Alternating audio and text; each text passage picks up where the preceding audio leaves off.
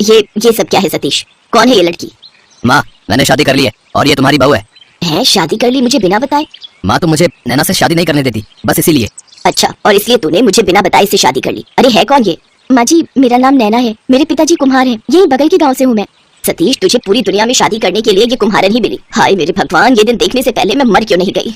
गुस्से में बड़बड़ाती हुई सरस्वती अपने कमरे में चली गई और सतीश अपनी नई नवेली दुल्हन नैना के साथ वहीं घर के दरवाजे पर खड़ा रह गया। दरअसल सतीश भी बहुत अमीर परिवार से नहीं था। वो अपने गांव में ठेला लगाकर अंडे उबालकर बेचता था और इसी से वो अपना और अपनी माँ सरस्वती का पेट भर रहा था। कुछ महीनों पहले नैना उसके ठेले पर अंडे खाने आई तो वहीं से दोनों की बातचीत शुरू हो गई और फिर दोनों में प्यार हो गया। सतीश जानता था कि सरस्वती कभी नैना को अपनी बहू बनाने के लिए तैयार नहीं होगी, इसीलिए उसने अपनी माँ को बिना बताए ही नैना से शादी कर ली। उधर इस बात से गुस्साई सरस्वती सतीश और नैना दोनों से ही बात करने को राजी नहीं थी। माँ जी, मैं आपके बेटे से बहुत प्यार करती हूँ, इसीलिए अपना घर बार सब छोड़ कर आई हूँ।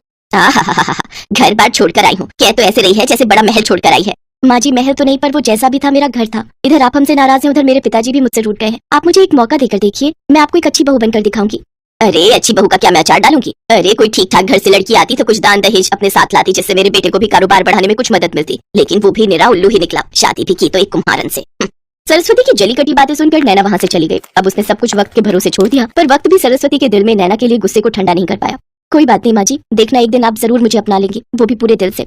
वक्त बीतता गया। घर में अब खाने वाले 3 लोग थे तो सतीश की कमाई वाकई बहुत कम पड़ने लगी और इसी बात को लेकर सतीश बहुत परेशान रहने लगा। फिर एक दिन अचानक वो बेहोश होकर गिर पड़ा। दरअसल उसे लकवा मार गया था। उसकी जान बचाने के लिए नैना ने गांव के जमींदार से कुछ रुपए उधार लिए और अपने पति सतीश का इलाज कराया। सही वक्त पर इलाज कराने की वजह से सतीश की जान तो बच गई, लेकिन डॉक्टरों ने बताया कि अब वो कोई काम नहीं कर पाएगा और उसे पूरी तरह से ठीक होने में कई साल लग जाएंगे, वो भी महंगे इलाज के साथ।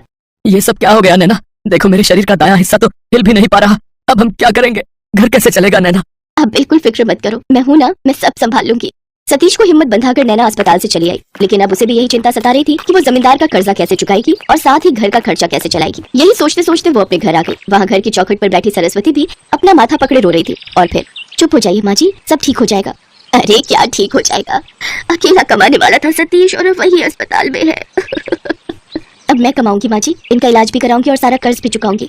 नैना दिन रात इसी सोच में डूबी रहती कि उसे ज्यादा से ज्यादा पैसे कमाने के लिए क्या करना चाहिए। नैना एक कुम्हारन थी तो उसने झट से देखते ही देखते एक बहुत ही सुंदर घड़ा बना दिया और तभी उसके दिमाग में एक आइडिया आया।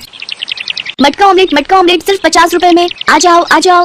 नैना की आवाज सुनते ही उसके ठेले पर लोग जमा होने लगे, क्योंकि इससे पहले कभी किसी ने मटका ऑमलेट का नाम तक नहीं सुना था। बस फिर क्या था, नैना की तरकीब काम कर गई। नैना को उसकी मुसीबतों का हल मिल गया था। वो जी तोड़ मेहनत करने लगी और कुछ ही दिनों में उसने जमींदार का पूरा कर्ज चुका दिया। उधर अच्छे इलाज की वजह से सतीश भी जल्दी ठीक हो गया और ठेले पर नैना का हाथ बटाने लगा। फिर एक दिन सरस्वती नैना के ठेले पर आई। मुझे तुझ पर गर्व है बहू, तू मेरे घर की लक्ष्मी है, लक्ष्मी। सरस्वती की बात सुनकर नैना बहुत खुश हो गई और फौरन जाकर सरस्वती के गले लग गई और बस यहीं से सब ठीक हो गया।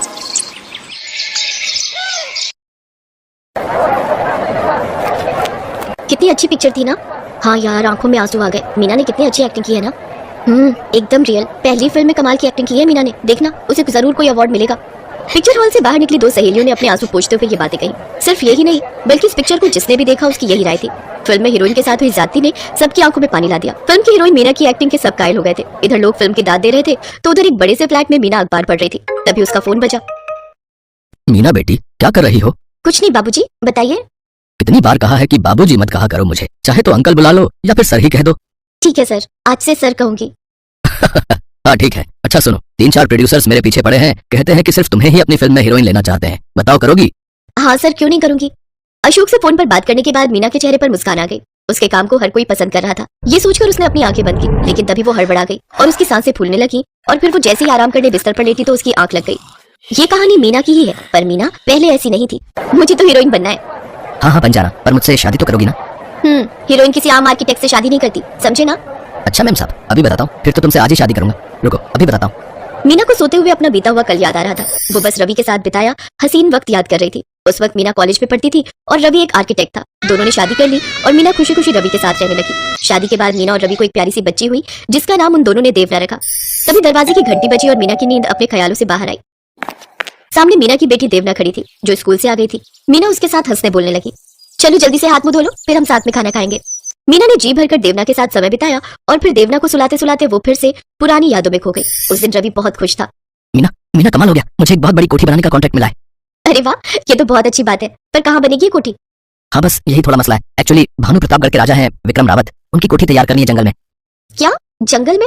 हाँ, अब राजा तो राजा होता है, पैसे की कमी है नहीं, तो क्या होगा मन अकेले में रहने का, या फिर शायद किसी खास के साथ रहना चाहते होंगे। जंगल में। अरे एक गांव है छोटा सा जंगल के पास, तो बस उसी गांव में वो अपनी कोठी बनवाना चाहते हैं। मुझे पूरे 2 लाख रुपए दे रहे हैं वो, लेकिन इस प्रोजेक्ट के लिए हमें कुछ दिन उसी गांव में रहना होगा। राजा साहब चाहते हैं कि मैं वहां अपनी आंखों के सामने वो कोठी बनवाऊं। अभी देवना छोटी है तो स्कूल वगैरह का भी कोई पंगा नहीं। तुम तैयारी शुरू करो, परसों निकलना है। रवि अपनी पत्नी मीना और अपनी बेटी देवना को लेकर उसी गांव की तरफ चल दिया, जहां उसने राजा विक्रम रावत को कोठी का डिजाइन दिखाया। विक्रम को डिजाइन बहुत पसंद आया, लेकिन तभी विक्रम की नजर मीना पर पड़ गई। खूबसूरत मीना को वो ललचाई निगाहों से ताड़ने लगा। देवना के खांसने से अचानक मीना का ध्यान टूटा। इसी तरह वक्त गुजरता रहा। फिर एक दिन मशहूर न्यूज एंकर प्रिया ने मीना को कॉल किया। मीना जी मुबारक हो, आपको राष्ट्रीय फिल्म पुरस्कार मिल रहा है। क्या? Thank you Priya ji. Thank you से काम नहीं चलेगा, आपको सबसे पहले मुझे इंटरव्यू देना होगा, कल ही करते हैं। ठीक है। अगले दिन मीना प्रिया के स्टूडियो पहुंच गई और फिर मीना जी पहली फिल्म और सीधे नेशनल अवार्ड, कमाल कर दिया आपने। लेकिन अब हमें आप अपने बारे में बताइए, जाहिर है ये सफर जितना आसान दिखता है उतना होगा नहीं। मीना ने रवि के साथ अपनी बात की शुरुआत की और हर कोई उसे बड़े ध्यान से सुन रहा था। और फिर अच्छा, तो फिर आप उस गांव में पहुंच गई, फिर क्या हुआ? मेरे पति रवि उस कोठी को बनाने में लग गए।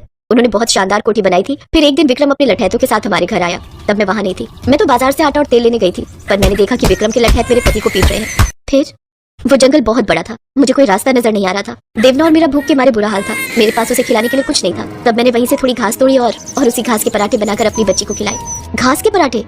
हाँ, पूरे 3 दिनों तक। मेरे पास तेल की एक बोतल ही तो थी जिससे मैं पराठे बना सकती थी। भूख से बिलखते हम माँ बेटी ने 3 दिनों तक घास के पराठे खाकर काम चलाया। मैं लगातार चलती रही और फिर चौथे दिन जाकर मुझे एक सड़क दिखाई दी, जहाँ एक भले आदमी ने हमारी हालत देखकर हमें अपनी कार में बिठाया और हम दोनों को अपने घर ले आया। शुक्र है भगवान का। अब वैसे कौन था वो भला आदमी?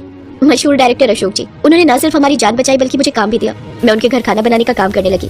पर आपने इस सब की पुलिस से शिकायत क्यों नहीं की थी, पर गरीब की कौन सुनता है। मीना की बात सुनकर वहाँ सन्नाटा पसर गया। हर कोई खामोश था। और फिर आपको ये फिल्म कहाँ से, मतलब कैसे मिली?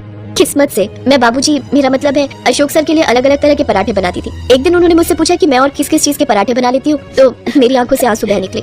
मैं समझ सकती हूँ। मैंने उन्हें बताया कि मैं तो घास के भी पराठे बना लेती हूँ। तब उन्होंने मुझसे मेरी पूरी कहानी जाननी चाहिए और मैंने भी पहली बार उन्हें अपनी पूरी कहानी बताई। शायद तभी उन्होंने फैसला कर लिया था कि वो मेरी कहानी पर फिल्म बनाएंगे और उनके कहने पर ही मैंने इस फिल्म में लीड कैरेक्टर निभाया। तो ये मेरी असली कहानी है। मीना के इस जवाब के बाद प्रिया कुछ और नहीं पूछ सकी। हर किसी की आंखों में आंसू थे। फिर अगले दिन राष्ट्रपति भवन में, मीना बेटी आपने कमाल का काम किया। और सुनो, मैंने उस विक्रम के खिलाफ जांच के आदेश दे दिए हैं। तुम चिंता मत करना। जिसने तुम्हारे पति की जान ली और तुम्हें और तुम्हारी बेटी को घास के पराठे खाने पर मजबूर किया, अब वो जिंदगी भर जेल की सूखी रोटी खाएगा।